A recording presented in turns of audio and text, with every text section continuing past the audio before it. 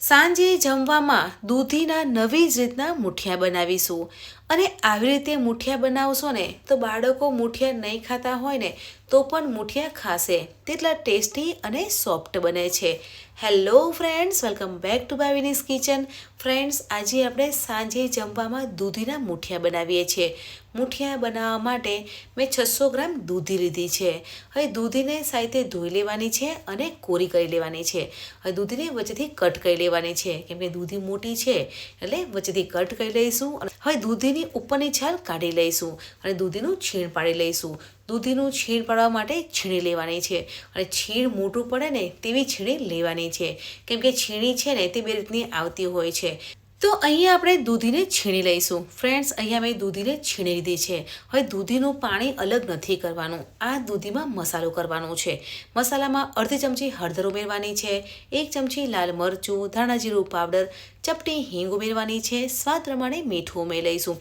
આદુ મરચાંની પેસ્ટ 2 ચમચી ઉમેરવાની છે, 2 ચમચી ખાંડ ઉમેરવાની છે. ખાંડ ના ઉમેરવી હોય તો સ્કીપ પણ કરી શકો છો. હવે 2 ચમચી મલાઈ ઉમેરવાની છે. મલાઈ ઉમેરવાથી મૂઠિયા સોફ્ટ બને છે, પણ જો તમારે મલાઈ ના ઉમેરવી હોય તો દહીં પણ ઉમેરી શકો છો. મોણ માટે 3 ચમચી તેલ ઉમેરવાનું છે. ચપટી ખાવાના મીઠા સોડા ઉમેરવાના છે અને લીલા ધાણા ઉમેરવાના છે. હવે બધા જ મસાલા સાઈતે મિક્સ કરવાના છે. આપણે મસાલા દૂધીના છીણમાં જ કર્યા છે અને તમે જોઈ શકો છો કે છીણમાંથી પાણી અલગ થયું છે. આપણે લોટ બાંધીશું ને તો બીજું કોઈ પાણી ઉમેરવાની જરૂર નહીં પડે. આ જ મસાલામાં લોટ બાંધવાનો છે. હવે 1 કપ ઘઉંનો જાડો લોટ લેવાનો છે. જે કરકરો લોટ આવે છે ને તે લોટ લેવાનો છે. 1 કપ ઘઉંનો ઝીણો લોટ લેવાનો છે અને 1 કપ બાજરીનો લોટ લેવાનો છે. તમારે જુવાનો લોટ લેવો હોય તો પણ લઈ શકો છો. હવે બધા જ લોટ મસાલામાં સાથે મિક્સ કરવાનું છે અને મૂઠિયાનો લોટ બાંધી લઈશું. અને તમને જરૂર લાગે તો ઉપરથી ઘઉંનો કકરો લોટ પણ ઉમેરી શકો છો. પણ આજે આપણે 600 ગ્રામ દૂધી લીધી છે એટલે 3 કપ લોટ ઉમેરીશું ને તો લોટ પ્રોપર બંધાઈ જશે. તો મૂઠિયાનો લોટ બાંધી લીધો છે. ફ્રેન્ડ્સ, આજે આપણે નવી જ રીતના મૂઠિયા બનાવીએ છીએ. એટલે શું કરવાનું છે કે હાથમાં તેલ લગાવવાનું છે અને આ રીતે નાના બોલ્સ બનાવવાના છે.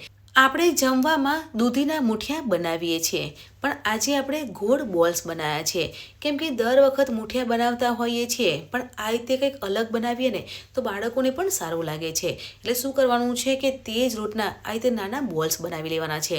હવે દૂધીના મૂઠિયાને સ્ટીમ કરવાના છે એટલે 7 થી 8 મિનિટ ધીમા તાપે સ્ટીમ કરવાનું છે. અહીંયા 8 મિનિટ થઈ ગઈ છે અને એકવાર ચેક કરી લેવાનું છે કે મૂઠિયા ચડી ગયા છે કે નહીં. તો ફ્રેન્ડ્સ, અહીંયા દૂધીના મૂઠિયા ચડી ગયા છે.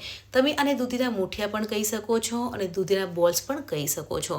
તો દૂધીના મૂઠિયા બનીને તૈયાર થઈ ગયા છે તો ઠંડા કરવા મૂકી દેવાના છે. મૂઠિયા ઠંડા થઈ જાય પછી વઘાર કરવાનો છે. વઘાર કરવા માટે પેનમાં 2 ચમચી તેલ લેવાનું છે. તેલ ગરમ થઈ જાય પછી અડધી ચમચી રાઈ ઉમેરવાની છે અને 1 ચમચી સફેદ તલ ઉમેરવાના છે. 2 લીલા મરચાં ઊભી સ્લાઇડ્સ કરીને ઉમેરવાના છે અને મૂઠિયાના બોલ્સ બનાવ્યા છે તે બોલ્સ ઉમેરી અને ધીમા તાપે સાતરી લઈશું. હવે મૂઠિયાનો કલર ચેન્જ થઈ જાય અને ગોલ્ડન લાઇટ બ્રાઉન કલરના થાય ને ત્યાં સુધી સાતરવાના છે. એટલે 3 થી 4 મિનિટ ધીમા તાપે સાતરી લઈશું. એટલે મૂઠિયા છે ને તે ઉપરથી ક્રિસ્પી બનશે અને અંદરથી સોફ્ટ બનશે. તમે જોઈ શકો છો કે મૂઠિયા છે ને તે એકદમ ક્રિસ્પી બનીને તૈયાર થઈ ગયા છે. તો ઉપરથી લીલા ધાણા ઉમેરવાના છે અને સાઈતે મિક્સ કરી લઈશું. ફ્રેન્ડ્સ, આજે આપણે સાંજે જમવામાં ક્રિસ્પી અને સોફ્ટ દૂધીના નવી રીતના મૂઠિયા બનાવ્યા છે અને બાળકોને લંચ બોક્સમાં પણ આપી શકો છો. બાળકો દૂધીના મૂઠિયા નથી ખાતા પણ આ રીતે મૂઠિયા બનાવી અને બાળકોને આપી શકો છો. તો ગરમા ગરમ દૂધીના મૂઠિયા સર્વ કરીશું. મૂઠિયા સાથે રાયતું સર્વ કરી શકો છો, ગ્રીન ચટણી સર્વ કરી શકો છો અને ખજૂર આમની ચટણી સાથે પણ સર્વ કરી શકો છો. કેવી લાગી રેસીપી કમેન્ટમાં જરૂરથી જણાવજો. મળીએ છીએ નવી રેસીપી સાથે. ત્યાં સુધી બાય બાય.